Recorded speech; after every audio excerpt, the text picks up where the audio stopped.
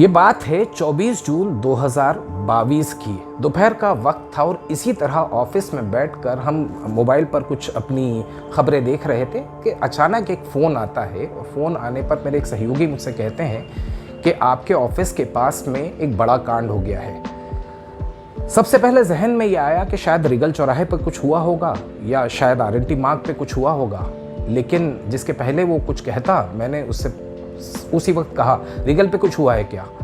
तो मेरे सहयोगी ने बताया कि नहीं, रिगल पर कुछ नहीं हुआ है, पुलिस कंट्रोल रूम में हुआ है और एक बड़ा कांड हो गया। और वो बड़ा कांड ये हुआ है कि एक टीआई ने अपनी सब इंस्पेक्टर को गोली मारने के बाद में खुद को गोली मार ली है। जहन में ये बात आती ही नहीं थी कि पुलिस कंट्रोल रूम में, जहां सभी सरकारी दफ्तर या पुलिस के दफ्तर है, पुलिस के अधिकारी वहां मौजूद रहते हैं, वहां क्या हो सकता है। बहरहाल यहाँ से सीधे दौड़कर हम पास में ही थाना है उसके कैंपस से निकलकर हम पुलिस कंट्रोल रूम में पहुँचे। जिस वक्त वीरेंद्र और मैं वहाँ पहुँचे थे, वहाँ के हालात देखकर हम सन्न से रह गए। सन्न इसलिए रह गए क्योंकि जो इलाका था जहाँ पर पार्किंग थी, वहाँ हमने देखा कि टीआई हाकम सिंह का जो शव है वो वहाँ है और जो घायल रंजना खोड़े जो थी सब इंस्पेक्टर, उसे अस्पताल ले जाया जा रहा है। चारों तरफ पुलिस थी, फॉरेंसिक पहुंच चुकी थी, जांच चल रही थी। अफरा तफरी में कुछ समझ नहीं आया, लेकिन कुछ देर बाद में जब इंदौर के पुलिस कप्तान से बात हुई तो पुलिस कप्तान ने इंडिया न्यूज़ को स्पेसिफिकली बताया था कि ये मामला कहीं ना कहीं लव एंगल का है और किसी बात पर विवाद हुआ था और इस कैंपस के अंदर भोपाल में पदस्थ टीआई हाकम सिंह ने पहले रंजना खोड़े जो कि सब इंस्पेक्टर हैं उसे गोली मारी और उसके बाद में अपने आप को गोली मार ली। कार के पास में हमने देखा था कि वहाँ खून पड़ा था। बहरहाल हम लोग अपने कवरेज में लग गए, कवरेज किया, धीरे धीरे पड़ते खुलती गई। मालूम पड़ा कि उसी कैंपस के अंदर एक कॉफ़ी हाउस है, उस कॉफ़ी हाउस में उन दोनों को सीसीटीवी में बैठे हुए देखा गया। वहाँ उन दोनों का विवाद हो रहा था, सब इंस्पेक्टर का और वो टीआई के बीच में विवाद हो रहा था। उसमें सब इंस्पेक्टर का भाई भी उस विजुअल में नज़र आ रहा था। बहरहाल जांच आगे बढ़ती गई, उस जांच में कुछ कहानियाँ परत दर परत खुलती गई। अगर मैं ये कहूँगा लव सेक्स धोखा, तो शायद ये अतिशयोक्ति नहीं होगी कि इस तरह के सारे एंगल्स जांच में आगे आने लगे।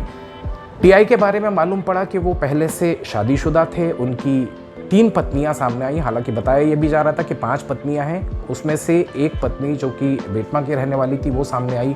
उसने आके कई सारे आरोप प्रत्यारोप लगाए। बहरहाल एसआईटी गठित की गई क्योंकि सनसनीखेज मामला था। किसी ने सोचा नहीं था कि इस तरह का बड़ा कांड इंदौर शहर के मध्य में, खासतौर पर पुलिस कंट्रोल रूम के अंदर होगा। जाहिर सी बात है, एसआईटी की जांच चलती गई, जांच आगे बढ़ती गई। इस जांच के अंदर कई सारे खुलासे हुए, जहां टीआई के ऊपर कई सारे सवाल खड़े हुए, जिसने कि आत्महत्या कर ली थी। साथ ही साथ रंजना के ऊपर भी कई सारे सवाल खड़े हुए।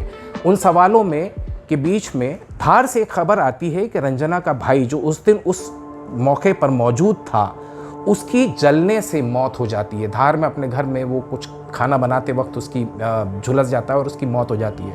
मामला बेहद गंभीर हो गया था। ये मामले के अंदर फिर से ये कहा जाए कि लगातार जांच हर बिंदु के ऊपर की जा रही थी। मोबाइल नहीं मिल रहा था रंजना का, उस मोबाइल के अंदर कई सारे राज होने की बात हुई। आरोप प्रत्यारोप का दौर लगातार चलता गया। बहरहाल पुलिस ने पूरी जांच के बाद में इसमें 4 आरोपी बनाए, जिसमें एक सबसे पहले रंजना को आरोपी बनाया गया, रंजना का भाई उसे आरोपी बनाया गया, साथ ही साथ उसकी जो पत्नी, टीआई की जो पत्नी थी, जो बेटमा वाली थी, उसे आरोपी बनाया गया। अभी तक 2 को गिरफ्तार किया जा चुका है। फिलहाल रंजना और टीआई, रंजना के साथ में जो दूसरी महिला है जिसका कि ये कहा जाता है कि वो पत्नी है टीआई की, उन दोनों को जेल में रखा गया है। वो दोनों जेल में हैं। परत इस तरीके से खुलती जा रही है कि लेन देन का मामला था, कहीं ना कहीं भ्रष्टाचार की बू भी आती है। और भ्रष्टाचार के अलावा सबसे बड़ा सवाल ये खड़ा होता है कि जब पुलिस के ऊपर आम जिंदगी में हम इस बात पर भरोसा करते हैं कि यही रक्षक हैं, और अगर इस तरह के वारदात सामने आती हैं तो कहीं ना कहीं सोचने पर मजबूर होना पड़ता है।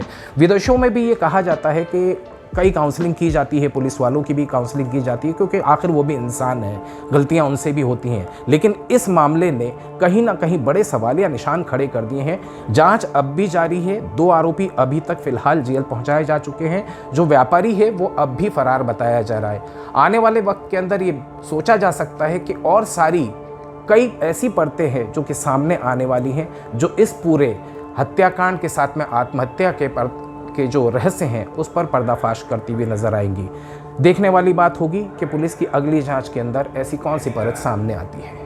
ये वो किस्सा है जो हम आप लोगों के साथ में लगातार शेयर करेंगे। आप लोगों ने खबरें ज़रूर सुनी होंगी, लेकिन इस तरह के किस्से जब हम ग्राउंड के ऊपर रिपोर्ट करते हैं और जब हम खुद आमने सामने देखते हैं कि किस तरह के हालात हैं, और बहुत से रिपोर्टिंग की है, लेकिन जब इस तरह के मामले सामने आते हैं तो कई बार सवाल जहन में आ ही जाते हैं कि आखिर ऐसा कैसे हो गया।